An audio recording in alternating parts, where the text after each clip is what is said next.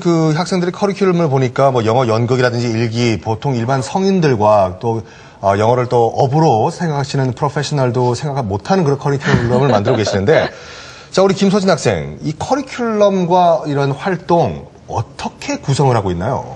저희 같은 경우에는 이제 개인적으로 가가지고 알려주는 거기 때문에 사실 어떤 정확한 커리큘럼이 있다고 말을 할 수는 없습니다.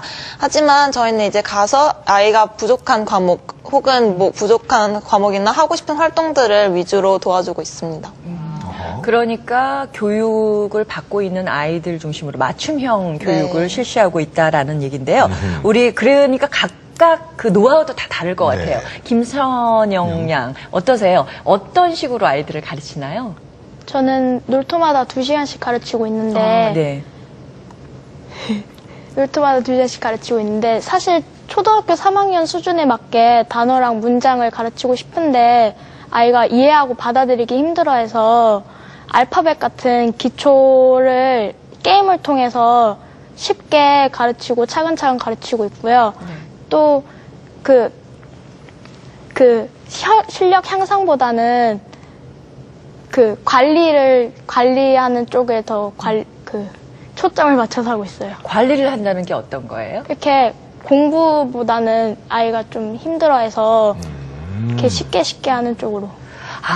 그러니까 이 대상자가 달라서 생기는 그 교육 커리큘럼이 다르다는 얘기인데, 왜냐하면 다문화 가정 같은 그렇죠, 경우는 우리가 이제 그 한국의 어머니를 두신 가정과는 굉장히 다른 부분이 있어서 좀 어떤 면이 가르치면서 어려움이 있던가요? 한국말 발음이 어려워서 제가 알아듣기가 좀 힘들어서 그렇게 하기가 어려워요. 그 나름대로 지금 대규모 수업에서는 불가능한 개인 첨삭 학습에서만 가능할 수 있는 그런 맞춤형 수업을 좀 한다고 말씀해 주셨는데요. 네. 자, 우리 김민선 학생, 참 오늘 방송하다 보니까 어떻게 보면 이 걸그룹과의 대담을 하고 있는 것 같은데, 우리 김민선 학생 같은 경우는 어떤 식으로 영어 수업을 하고 있나요?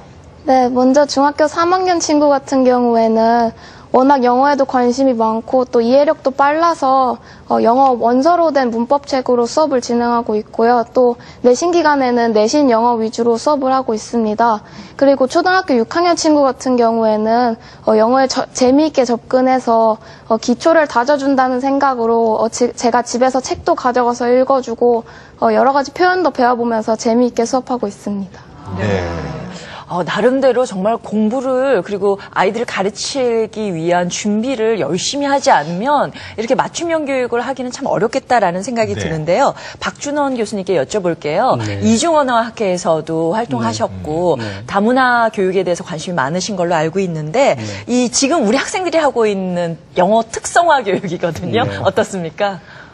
지금 저는 이 학생들이 하고 있는 그런 봉사활동을 해본 적이 없어서 내가 잘 모르겠습니다만은, 아까 다 국적이 다 달라요. 네덜란드 학생도 있고, 그 다음에 또 부모가 중국, 필리핀. 근데 다 상황이 다르기 때문에, 우리나라, 물론 우리나라 국적이 있습니다만은 문화적인 배경이 약간 다르죠. 그다음에 또 언어적인 배경이 다르기 때문에 그 학생들에 맞춰서 하기가 쉽지 않을 것 같아요. 그러니까 학생들이 자체가 다문화적 인식이 있어야지 가능하거든요. 근데 아마 이 학생들은 전부 그런 면에서 일반 학생들과 달리 좀 많이 준비가 되어 있는 것 같아요. 그래서 이제 이런 학생들 통해서 그 학생들이 단순히 언어적인 것뿐만 아니라 또 우리나라 사회에 대해서 또 이런 것도 많이 배울 수 있는 그런 것 같습니다. 네. 그래서 정말 여러분들 가르칩니다만은 내 생각에는 여러분들 배우는 것도 많이 있을 것 같아요. 그죠? 교육이라는 것이 일방적인 게 아니거든요. 나는 가르친다 생각합니다만은 내가 또 배우는 게 있습니다. 그래서 그분들한테, 학생들한테 또 많은 것을 배울 수 있는 좋은 기회인 것 같습니다. 네. 저도 이 자리에서 오늘 이 학생들을 통해서 저도 배우고 있는 것이, 이 봉사라고 하는 것은 무보수, 말 그대로 참여하고 싶은 자발적인 마음으로 참가를 하는 건데, 그럼에도 불구하고 아직 어린 학생이다 보니까, 김소진 학생, 정말 귀찮아가지고 봉사하기 싫을 때도 있지 않나요? 저 같은 경우는 이제 가면 아이와 항상 다음 시간에는 뭘 하자고 약속을 해요. 이제 오늘은 뭘 했고 다음 시간에는 이제 이 부분에 대해서 공부를 하자라고 했는데, 솔직히 저도 시험 기간이고 바쁘고 이러다 보면 가끔은 오늘은 정말 안 가고 싶다 하는 날이 있을 수도 있는데, 근데 생각을 하다 보면 친구랑 약속을 했는데 그 친구는 제가 오는 날만 일주일 동안 기다리고 있는 거잖아요. 근데 그거를 빼먹고 이제 그냥 오늘 못 가겠어요. 그렇게 말이 쉽게 나오지 않더라고요.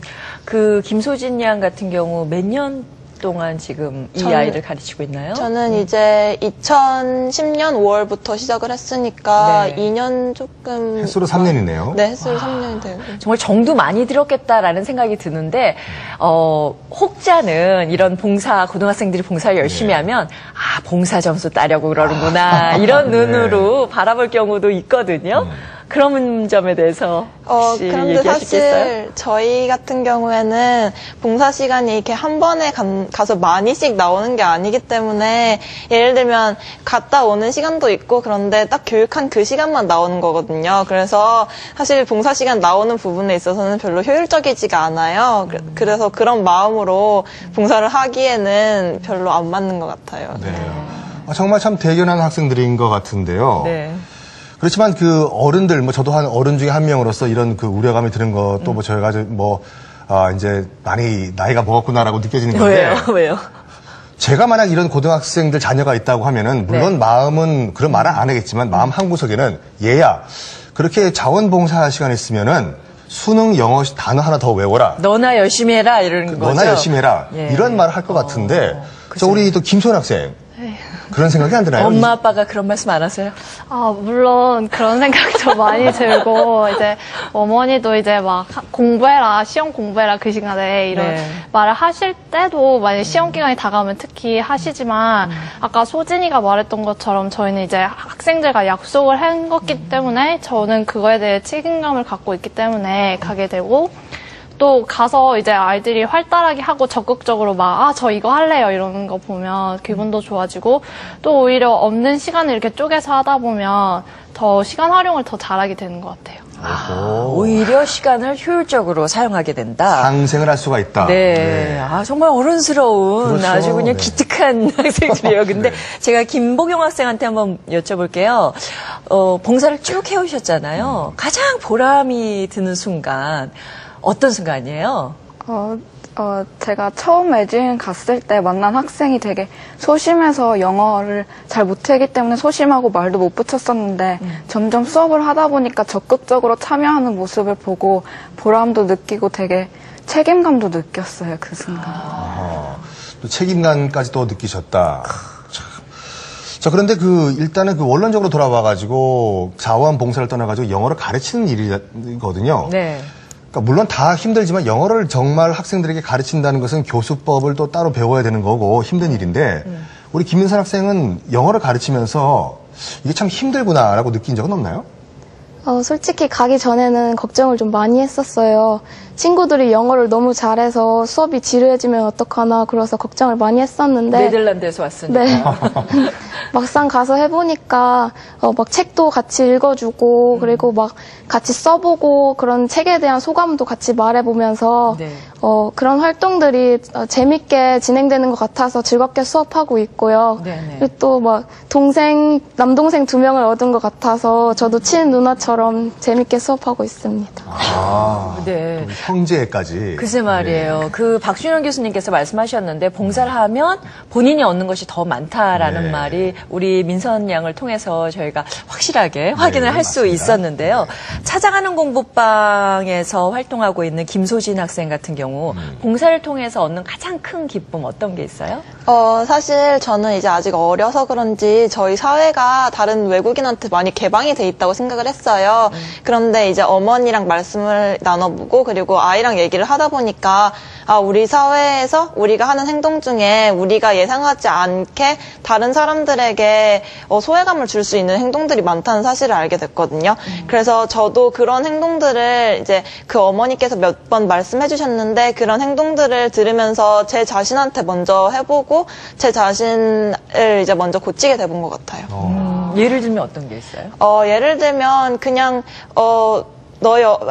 친구랑 이야기를 할 때 너희 어머니가 중국 분이시니? 오, 그렇구나라고 이렇게 그냥 놀라는 것 자체만으로도 친구는 조금 더 소외감을 가지고 아, 내가 좀 특별한 건가? 내가 다른 사람들을 눈에 신기하게 느껴지는 건가? 라는 생각을 든대요. 근데 사실 그게 아직 성장이 덜 된 초등학생들한테는 더 많이 신경이 쓰이는 부분이라고 하더라고요. 네. 그래서 그런 부분에 있어서 먼저 그렇게 확 질문을 하기 전에 아, 어머니가 중국 분이시구나 라고 하는 그냥 이렇게 멘트로 날려주는 게 더 좋은 것 같아요.